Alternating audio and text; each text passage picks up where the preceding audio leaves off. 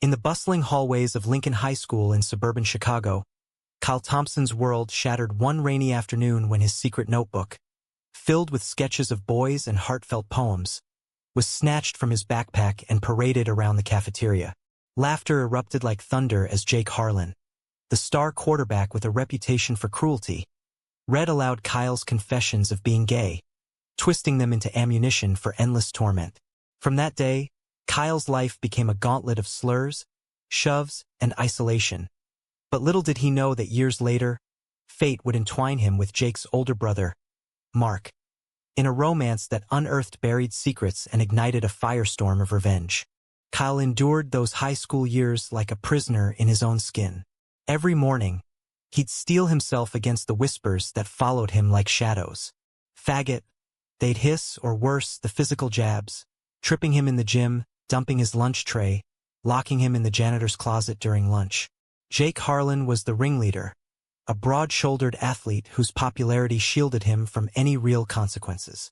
Teachers turned a blind eye, chalking it up to boys being boys, while Kyle's parents, conservative folks from a small-town background who'd moved to the city for better jobs, dismissed his pleas with lectures about toughening up.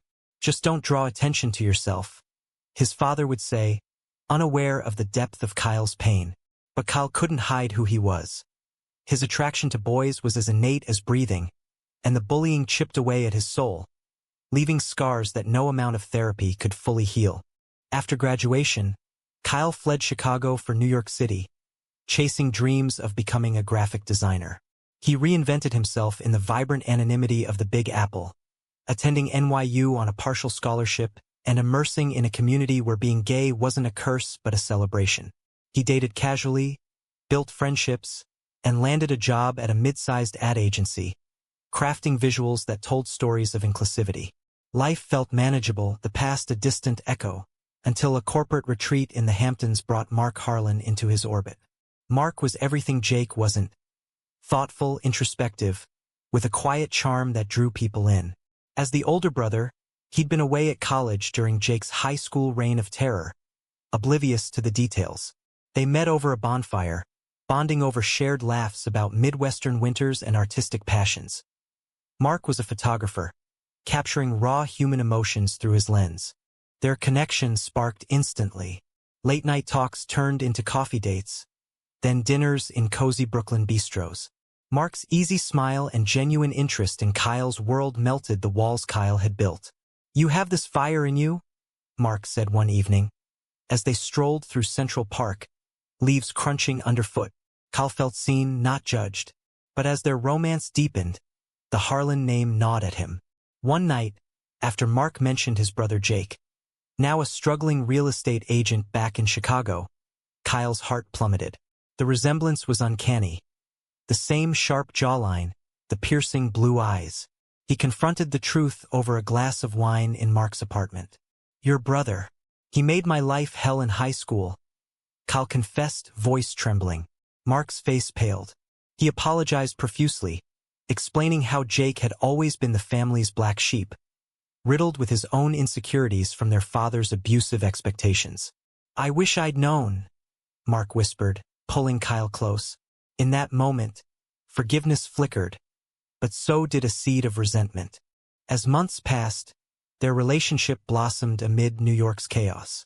They navigated the societal pressures of being a gay couple in a world still rife with prejudice. Subtle stares in public, family holidays where Mark's parents tiptoed around introductions. Kyle's own family had softened over time, but old wounds reopened when his mother visited and casually asked about "that nice girl you're seeing." The drama escalated when Jake resurfaced. A family emergency, their father's heart attack, brought everyone together in Chicago. Kyle accompanied Mark, stepping into the Harlan home like entering enemy territory. Jake's eyes widened in recognition. "You? With my brother?" he sneered privately in the kitchen, his voice laced with disbelief and lingering malice. Kyle held his ground, but inside, rage simmered. That night, poring over old family albums with Mark, Kyle stumbled upon a hidden letter in Jake's childhood drawer. A confession from Jake to a high school friend, admitting his own confused feelings toward boys. buried under layers of denial and aggression. The discovery hit like a bombshell. Jake, the bully who'd tormented Kyle for being gay, had been projecting his own repressed sexuality. Kyle's mind raced with possibilities. Expose it and watch Jake's carefully constructed life crumble, or bury it to protect Mark. The conflict tore at him. Back in New York, as their love grew, shared dreams of travel, whispered promises under starlit skies, Kyle grappled with the moral dilemma. Society's expectations weighed heavy. The push for LGBTQ plus acceptance clashed with personal vendettas. Friends advised letting go, but the pain of those school years fueled a desire for justice. Mark noticed Kyle's distraction, pressing for honesty. "Whatever it is, we face it together," he urged. Kyle hesitated, the secret burning like acid. Tensions mounted when Jake visited New York for a job interview, crashing at Mark's place. The air crackled with unspoken hostility. Over dinner, Jake's facade cracked, boasting about his traditional life while eyeing Kyle with thinly veiled contempt. Later, alone with Kyle, Jake muttered, "You think you've won? Mark deserves better." The words ignited Kyle's fury. That night, he confided in Mark about the letter, watching his boyfriend's world shatter. Mark confronted Jake the next morning, the brothers' argument echoing through the apartment. Accusations of hypocrisy, pleas for understanding. Jake denied it at first, then broke down, admitting the truth. Years of internalized homophobia from their upbringing had turned him into a monster. "I hated myself, so I hated you," he told Kyle, tears streaming. The revelation sparked a family reckoning. Mark's parents, once distant, grappled with the news, their conservative views challenged. Society's mirror reflected back. How many lives were ruined by unspoken truths? Kyle faced his own crossroads. Use the secret publicly, perhaps in a blog post or social media expose, to highlight bullying's roots, or grant mercy. The drama peaked at a Pride event in Manhattan, where Kyle and Mark marched hand in hand, Jake watching from the sidelines, invited by Mark in a bid for reconciliation. Amid rainbow flags and chants of unity, Kyle pondered revenge's cost. Would destroying Jake heal him, or perpetuate the cycle? In the aftermath, Kyle chose confrontation over destruction. He threatened Jake privately. "I could ruin you with this, but I won't, if you own up to what you did." Jake, cornered, agreed to therapy and volunteered at an LGBTQ plus youth center, slowly mending bridges. Kyle and Mark's bond strengthened through the storm, but whispers of doubt lingered. Had Kyle's threat crossed a line, turning victim into aggressor? As they built a life together, adopting a dog, planning a future, the past shadows faded, yet the ethical quandary remained. Years blended into a tapestry of growth and lingering tensions. Kyle and Mark's relationship evolved from passionate romance to a stable partnership, cohabitating in a sunlit loft in Brooklyn. Mark's photography career flourished with exhibitions showcasing portraits of queer icons, while Kyle rose in his agency, designing campaigns for inclusivity. But the Harlan family dynamics simmered like a pot ready to boil over. Jake's transformation was uneven. He'd attend therapy sporadically, volunteering at the youth center where he mentored kids facing similar struggles. Yet old habits died hard. At a family Thanksgiving in Chicago, Jake slipped into sarcasm, joking about the good old days in high school, oblivious to the sting it inflicted on Kyle. The comment ignited a heated debate around the turkey. Mark defended Kyle fiercely, accusing Jake of minimizing the trauma. Their mother, Evelyn, tried to mediate, her voice quivering. "We're all trying to move forward." But Kyle couldn't stay silent. "Forward? While ignoring the past?" he challenged, recounting the isolation, the fear that had shaped him. The room fell silent, societal norms clashing, the expectation to forgive versus the right to hold accountable. Evelyn confessed her own regrets, admitting she'd suspected Jake's issues but buried them under religious upbringing. "We failed both of you," she said, tears welling. The evening ended in uneasy truce, but seeds of change were planted. Back in New York, Kyle channeled his emotions into activism. He joined a support group for bullying survivors, sharing his story anonymously at first, then publicly in a TEDx talk. Bullying isn't just words. It's a thief of self-worth, he declared. The audience rapped. Mark beamed from the front row, but privately worried about the toll. "You're reliving it," he said one night, as Kyle paced the living room. The romance faced its first real test when Mark received a job offer in Los Angeles. A dream gig photographing for a major magazine. "It's temporary," Mark assured, but Kyle felt abandoned. Echoes of high school isolation resurfacing. "Go if you must," Kyle replied coolly, masking hurt with pride. The separation amplified conflicts. Long-distance calls turned strained, with Kyle delving deeper into his past, researching Jake's high school circle for more dirt. He uncovered emails from old classmates, confirming Jake's hidden crushes. The temptation to use them grew, especially after a viral social media post from Jake praising traditional values in politics, hypocritical given his secret. Kyle drafted an expose, fingers hovering over send. But a call from Mark halted him. "I miss you. Come visit." In LA, amid palm trees and ocean breezes, they rekindled their spark. Beach walks, intimate dinners. Mark shared his own vulnerabilities. Growing up in Jake's shadow, feeling the pressure to be the perfect son. "I love you because you see me," he confessed. Yet drama lurked. During a gallery opening, Kyle overheard Mark's colleagues gossiping about small-town baggage, referencing the Harlan family's conservative ties. Insecurity flared. Was Mark ashamed? An argument ensued in their hotel room. "Do I embarrass you?" Kyle demanded. Mark denied it, but the rift widened. Back home, Kyle confided in a friend, who urged therapy. Sessions unearthed buried anger. Not just at Jake, but at society for allowing such pain. "Revenge feels like justice," Kyle admitted to his therapist. Meanwhile, Jake's life unraveled. His real estate job faltered amid rumors of his past behavior, fueled by anonymous tips Kyle hadn't sent, but suspected others had. The high point came at Pride in Chicago, where the family reunited. Jake, now openly questioning his sexuality, approached Kyle humbly. "I'm sorry for everything." Kyle nodded, but inside, turmoil raged. Later, with Mark, he revealed the additional secrets he'd found. "I could end him," Kyle whispered. Mark's eyes filled with conflict. Loyalty to blood versus love. "But would that make you happy?" he asked. The question hung heavy, forcing Kyle to confront his choices. As fireworks lit the sky, symbolizing celebration amid struggle, Kyle decided to burn the evidence, choosing growth over grudge. But peace was fleeting. A scandal erupted when a former classmate leaked Jake's old letter online, tagging Kyle in the frenzy. Accusations flew. Had Kyle orchestrated it? Mark doubted him briefly, straining their trust. "Did you?" Mark pressed. Kyle swore innocence, but the damage was done. Society's judgment amplified. Online trolls debated victim rights versus privacy.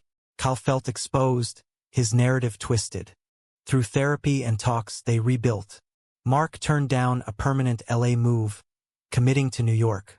Jake came out publicly, crediting Kyle's threat as a wake-up call. The family healed piecemeal, attending Pride events together. Yet Kyle wondered, had his initial threat set this chain in motion? As seasons turned, Kyle and Mark's life settled into a rhythm of mutual support, but undercurrents of societal scrutiny persisted. Kyle's TEDx talk went viral, positioning him as a voice for LGBTQ+ youth. Invitations poured in podcasts, panels, where he dissected bullying's long-term effects. "It's not just schoolyard stuff. It shapes identities," he'd say, drawing from personal anecdotes without naming names. Mark photographed these events, his lens capturing Kyle's passion, but jealousy crept in. "You're the star now," Mark teased lightly, masking deeper feelings of being sidelined. A major conflict arose when Kyle was offered a book deal, a memoir chronicling his journey. Excitement mingled with dread, detailing the bullying meant exposing the Harlans. Mark supported it initially, but as drafts emerged, he balked. "This paints Jake as a villain forever," he argued over breakfast. Kyle countered. "He was, and society needs to see the truth." The debate escalated into their first big fight, doors slamming, nights on the couch. Friends divided. Some cheered Kyle's bravery, others warned of family fallout. In a diverse city like New York, opinions varied. Progressives lauded accountability. Conservatives decried cancel culture. Jake, now in therapy full-time and dating a man quietly, pleaded with Kyle via email. "I've changed. Don't drag me back." The moral quandary deepened. Forgiveness versus education. Kyle revised the manuscript, anonymizing details, but the essence remained. Publication loomed like a storm. Meanwhile, their romance faced external pressures. At a fundraiser, a donor flirted with Mark blatantly, igniting Kyle's insecurities. "Am I enough?" he whispered later. Mark reassured him, but the incident highlighted trust issues rooted in past betrayals. High drama unfolded during a family vacation in the Adirondacks, a cabin retreat meant for bonding. Tensions boiled over a campfire story session. Jake shared his coming-out journey, crediting Kyle indirectly. But when Kyle mentioned his book, Evelyn erupted. "You're tearing us apart." Tears flowed as generations clashed, older views on privacy versus millennial transparency. Mark mediated, but sided subtly with family, hurting Kyle. Alone by the lake, Kyle contemplated ending things. "Maybe we're too entangled in pain," he told Mark under the stars. Mark's response: a proposal, ring glinting in moonlight. "Marry me. We'll face it all." The engagement brought joy amid chaos. Wedding planning became a battleground for societal norms, traditional versus queer-inclusive. Kyle's parents attended fittings awkwardly, his father mumbling approval. Jake offered to be best man, a gesture Kyle accepted warily. But leaks from the manuscript surfaced online, sparking backlash. Commenters debated, "Victims deserve to speak," versus "Let people evolve." Kyle defended his work in interviews, but stress strained the relationship. Mark questioned the timing. "Book or us?" Resolution came through compromise. Kyle delayed publication, focusing on the wedding. The ceremony in Central Park was intimate, rainbow accents blending with Harlan traditions. Vows exchanged. They danced under fairy lights, family applauding. Jake toasted to second chances. Post-honeymoon, Kyle revisited the book, incorporating themes of redemption. Sales soared, sparking national conversations on bullying and internalized homophobia. Yet doubts lingered. Had Kyle's threat and subsequent actions empowered or manipulated? As they adopted a foster teen facing similar struggles, Kyle reflected on legacy. Post-wedding bliss carried Kyle and Mark through a honeymoon in Hawaii, where turquoise waves washed away residues of conflict. Back home, their loft became a haven for the foster teen, Riley, a sharp-witted 15-year-old kicked out for being non-binary. Mentoring Riley mirrored Kyle's past, reigniting his activism. "You don't have to hide," Kyle advised, drawing from experience. Mark supported, his photos documenting Riley's journey, turning personal pain into public good. But society threw curveballs.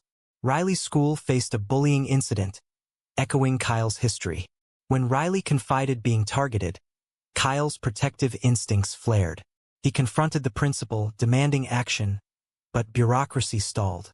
Frustrated, Kyle used his platform, posting a veiled story online. Virality ensued, pressuring change, but backlash accused him of overreach. "Mind your own," trolls messaged. Mark worried, "You're inviting danger." The drama intensified when Jake's past resurfaced in comments, linking back to Kyle's book. Jake called, furious, "This is on you." Family rifts reopened. At a dinner, Evelyn questioned Kyle's methods. "Is stirring the pot helping?" Kyle defended, "Silence enables abusers."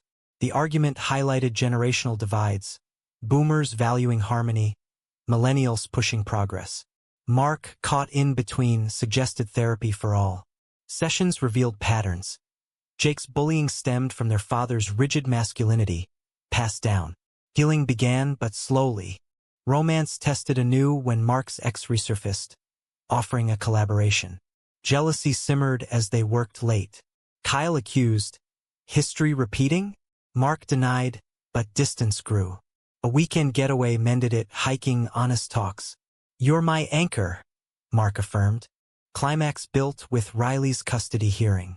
Biological parents contested, citing unfit queer household. Courtroom drama unfolded. Testimonies on love versus prejudice. Kyle's book was weaponized against them.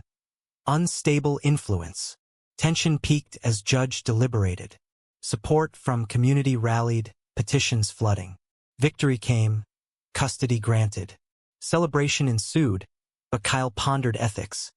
Had his public life endangered Riley? As life stabilized, Kyle threatened no more, focusing on positive change. Jake fully embraced his identity, partnering happily. The family united for holidays, debates turning constructive. With Riley integrated, Kyle and Mark's family felt complete, a testament to resilience. Kyle's career peaked with a nonprofit launch, Safe Spaces, aiding LGBTQ+ youth. Mark's exhibits featured stories of survival, including their own. Societal winds shifted, laws evolved, but prejudices lingered. A national debate on school policies spotlighted Kyle, testifying in D.C. bullying scars generations. He urged lawmakers. Personal conflicts waned, but a final twist emerged. An anonymous email revealed Jake's high school friend had leaked the letter, not coincidence. Guilt nagged. Had Kyle's initial threat inspired it? He confessed to Mark, who forgave. We all make choices. Years later, at Riley's graduation, pride swelled. Jake, now an advocate, shared the stage. Kyle reflected on the journey. From victim to victor, bully to ally. In the end, love triumphed, but questions remained. Was Kyle's threat the catalyst for change, or a moral compromise? Is revenge, even veiled as justice, ever truly righteous?